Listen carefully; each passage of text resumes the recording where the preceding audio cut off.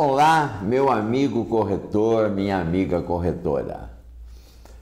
Esta semana, nas últimas semanas, é o assunto da uso capião, uma palavra que pode ser falado tanto no feminino como no masculino, mas os colegas preferem a nomenclatura a uso capião. Seguindo a maioria, em razão de muita dúvida, ou muito questionamento, ou muita curiosidade, o que é a uso capião, como que se adquire a uso capião, como fazer a uso capião. Agora, próximo dia 14 de dezembro, aqui na Pinoteca do Museu de Caraguatatuba, farei uma palestra aos corretores de imóveis sobre esse tema. Mas, adiantando o tema e expondo algumas curiosidades, que são várias, de todo tipo e ordem de pergunta, vale a pena lembrar que a primeira matrícula aqui da minha cidade, a primeira matrícula aberta pelo processo de uso capião extrajudicial é nossa. Já fizemos vários uso capiões, mas a primeira matrícula conseguimos vencer uma barreira enorme sobre a questão do uso capião extrajudicial. Alguns colegas, algumas pessoas falam sobre uso capião e dão o nome ao extrajudicial administrativo. Então vamos deixar resolvida essa dúvida. Existem três maneiras de fazer uma uso capião: a judicial, a tradicional, a que sempre existiu, através da justiça comum. Alguns casos não tem como, só através da justiça comum, mas já vi despacho de juiz em que ele rejeita o pedido, dizendo que existe caminho extrajudicial. Então vamos ficar uma outra coisa bem clara. Cabe ao advogado, ao possuidor, a escolha se quer fazer judicial ou extrajudicial. O juiz não pode, e a justiça não pode se negar a fazer a uso capião via judicial. E por que escolher a uso capião via judicial? Entre as opções, ela é mais econômica, pouca coisa, mas o seu custo é dividido no maior tempo. A grande desvantagem é o tempo que leva hoje para fazer uma uso capião judicial. A uso capião judicial, o menor tempo que eu consegui até hoje foi o prazo de 2 anos.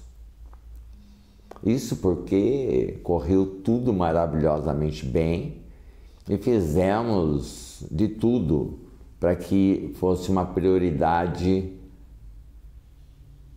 a sentença no menor tempo possível.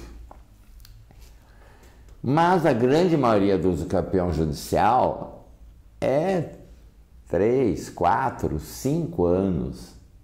Agora, se houver oposição a esse ajuizamento, essa ação, o município, o estado, a União, ou até um vizinho, ou um parente, ou a própria pessoa que aparece na matrícula do registro de imóveis vier a fazer oposição,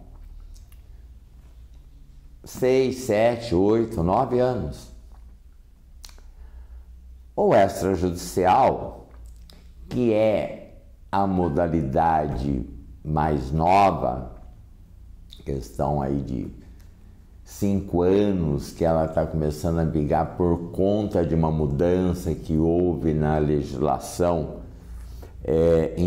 pela Lei 13.465 de 2017. Antes de 2017 era possível fazer uso capião? Sim. Extrajudicial? Sim. Mas,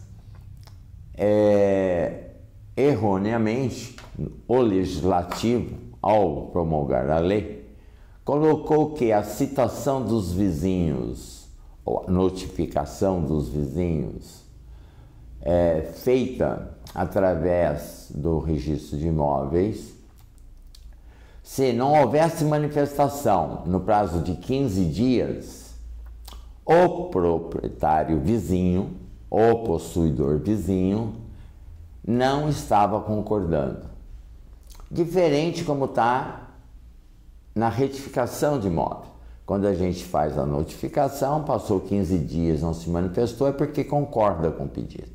Então, na 13.465 de 2017, houve a alteração. Desta maneira, facilitando a vida dos advogados e dos possuidores de imóveis a título de posse, detentores de posse. A mudança veio para melhorar, para viabilizar até então o uso capião extrajudicial. Então agora, se o possuidor que ingressa com um pedido de uso capião extrajudicial notifica o vizinho e ele não se manifesta em até 15 dias, ele está dando a sua concordância. Agora, para ganhar tempo processual, para fazer um uso capião, tanto judicial como extrajudicial, eu recomendo aos possuidores, aos colegas, que a petição inicial ou o requerimento inicial deve estar o mais completo possível. O que eu quero dizer com isso? Que os vizinhos, durante o levantamento georreferencial, assinem a planta, assinem o memorial descritivo. Desta forma, não precisa notificá-los. Vamos ganhar um tempo precioso, né? Vou me atentar, é bom lembrar que eu vou falar só sobre uso capião extrajudicial na zona urbana, porque a conduta na zona rural, ela complica um pouquinho mais, em razão dos institutos que têm o cadastro rural. A exemplo disso, existem muitos municípios que não têm cadastro rural, né? Você vai ter que recorrer, lógico, ao INCRA, vai ter que recorrer ao sindicato ou à federação. Então, vamos nos ater somente ao uso capião zona urbana, localizada na zona urbana. E o que é zona urbana? Olha, o plano diretor de cada cidade define o que é zona urbana. O restante é zona rural. Então tá lá no plano diretor, tá? O meu amigo Clóvis, que me auxilia, tá dando sinal para eu lembrá-los. Nós estamos aqui falando e expondo pelo canal do YouTube Corretor Esclarecido. E peço a você, meu amigo, que está me ouvindo, a dar o like, a se inscrever no nosso canal e compartilhar com os amigos, tá? Vou deixar também aqui o meu WhatsApp, caso você queira contribuir com algum assunto, caso você queira fazer alguma pergunta, utilize do número que está aqui embaixo no WhatsApp. Certo, Clóvis? Ok. Continuando.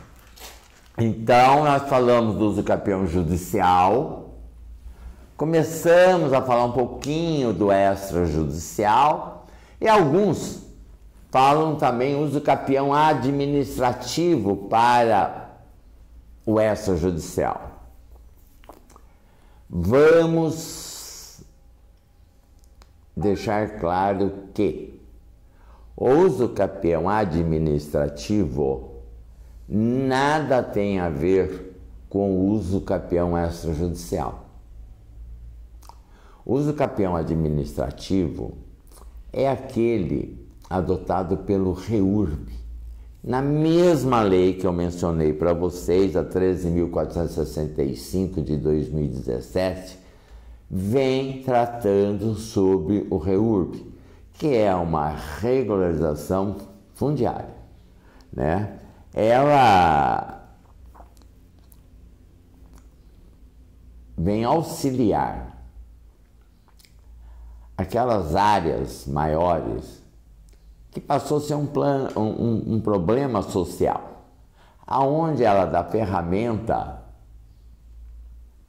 à prefeitura, a associações de classe, a ONGs, né, a iniciativa privada, a se utilizar de forma que uma parcela maior, um número maior de possuidores em área irregular possam vir a ter uma matrícula, né? O REURB é um uso capião administrativo. E a lei do REURB, inclusive, ela pode ser aplicada em terras da União. Veja que a lei federal quer facilitar, quer ajudar no problema social das pessoas que estão e que possuem seu imóvel, sua casa, né, o seu bem, transformá-lo em titularidade, abrir matrícula no cartório de registro de imóveis. Por quê? Ora, a pessoa que tem matrícula no registro de imóveis, ela é titular de um direito real. Ela pode financiar, ela pode fazer empréstimo em banco consignando este bem imóvel. Ela pode usar, gozar, vender, doar, quer dizer, a titularidade do imóvel dá uma segurança àquela pessoa que só a possui. A diferença: para ser proprietário eu preciso ter duas coisas: ser possuidor e ter o domínio. O que é o domínio? É o seu nome na matrícula do registro de imóveis. Então tem pessoas que diz que é proprietário porque tem o domínio, mas não exerce a posse.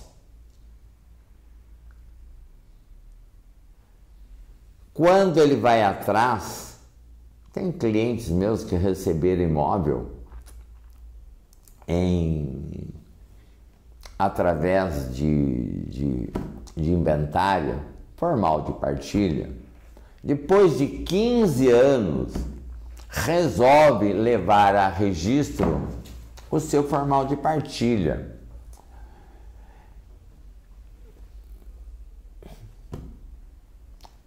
Quando vão atrás, descobrem que o imóvel já foi invadido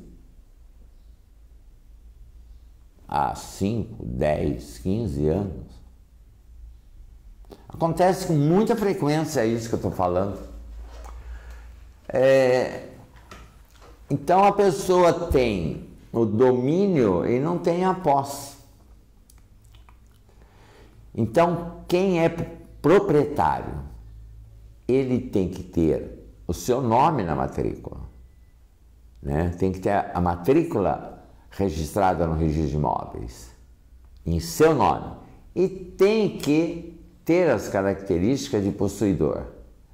A só pagar IPTU não significa que a pessoa é possuidora. Tem que cercar, tem que limpar, tem que colocar uma placa, tem que mostrar que além do domínio também é possuidor. E aquele que só é possuidor e não tem a matrícula, não tem o domínio? Este é a pessoa que, dependendo do caso, dependendo das circunstâncias, tem o direito de ir à justiça ou aos cartórios de nota e depois de registro de imóveis, exercer o seu direito através do uso capião extrajudicial. Então vejam, eu me coloco à disposição sempre. Eu trabalho muito com os corretores de imóveis e por isso que o nosso canal se chama Corretor Esclarecido. Sou corretor de imóveis também. E a gente percebe que o corretor, tendo o conhecimento do que é posse, ele pode vender a posse com segurança. Existem as posses que são sadias.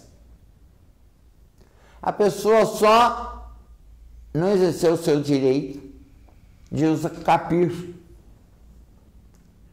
Então, corretor, corretora, venda imóvel de posse, mas com segurança. Investigue. Veja qual é a história da pessoa que está ali dizendo ser possuidor. Ele age com ânimos de dono? Ele é reconhecido pela vizinhança como proprietário, como dono? Porque as pessoas, depois de 5, 10, ele é o dono, ele é o proprietário. Então, proprietário tem que ter domínio e posse, mas aquela pessoa só tem a posse. E como regularizar isso? Como transformar essa posse em título? através do uso capião extrajudicial, através do uso capião judicial e, numa área maior, o uso capião administrativo através do REURB. E tem também, há muito tempo, pouco utilizado em razão das suas dificuldades, o uso capião coletivo. Há muitos e muitos anos é permitido, é possível o uso capião coletivo. Então, corretor, corretora, venda imóvel de posse com segurança. Para isso, o mínimo de conhecimento você precisa ter sobre a propriedade que está sendo vendida, né? Então, veja, algumas coisas a gente vê no nosso dia a dia e as pessoas não se ligam, gastam às vezes dinheiro a mais. A pessoa que é possuidor de um imóvel, um pedaço de terra com uma construção em cima,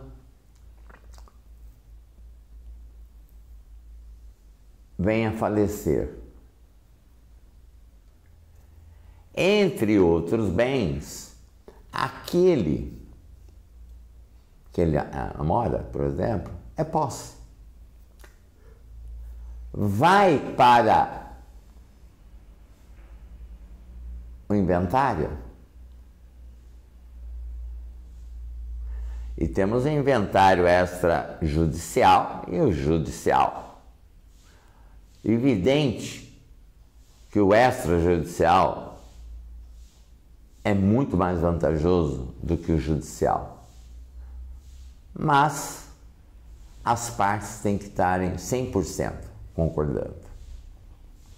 As partes têm que contratar advogado, pode ser um único para todos, se existir o acordo.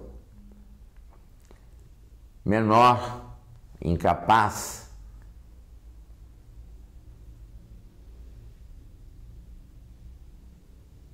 tem que ser judicial. Já existe alguns cartórios de nota fazendo o inventário extrajudicial com menor ou com incapaz. É uma novidade. Ainda muito pouco usual e ainda muitos, a grande maioria dos tabeliões, não o fazem. Mas voltando ao uso capião.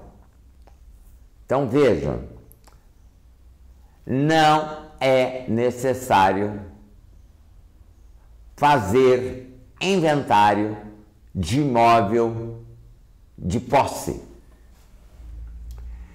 Se existe algum desacordo entre as pessoas que têm o direito a essa propriedade, a essa herança, aí sim, então, é melhor fazer inventário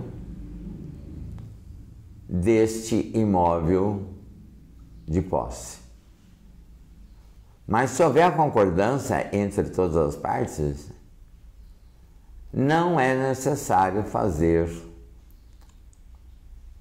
o inventário desse imóvel. Colega corretor, colega corretora, compartilhe o nosso canal, se inscreva nele e muito obrigado pela sua atenção.